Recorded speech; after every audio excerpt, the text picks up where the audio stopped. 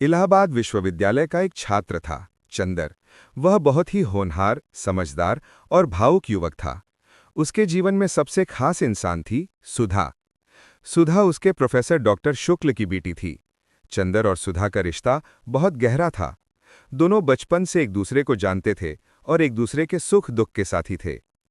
सुधा और चंदर का संबंध इतना आत्मीय था कि लोग अक्सर उन्हें प्रेमी समझ लेते थे, लेकिन चंदर हमेशा सोचता था कि सुधा उसके लिए बहन समान है। सुधा भी अपने दिल में उसे बेहद चाहती थी, पर खुलकर कह नहीं पाती थी। उनके बीच का ये अनकहा प्रेम ही इस उपन्यास का सबसे बड़ा आकर्षण है। धीरे धीरे हालात बदले। समाज, परिवार और परंपराओं की दीवारें उनके बीच आ गई। सुधा के पिता ने उसकी शादी कहीं और तय कर दी। चंदर बहुत दुखी हुआ, पर उसने कभी सुधा को रोकने की हिम्मत नहीं जुटाई। वह मानता था कि प्रेम का असली रूप त्याग होता है, न कि अधिकार।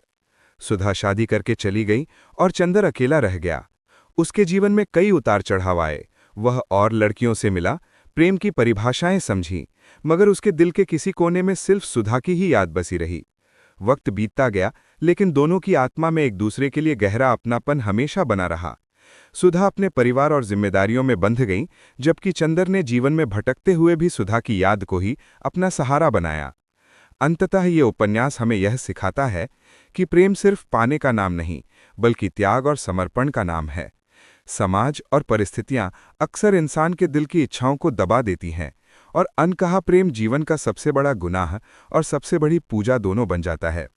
ये उपन्यास आज भी युवाओं को छू जाता है, क्योंकि इसमें भावनाओं की गहराई, प्रेम की पवित्रता और त्याग की पीड़ा है।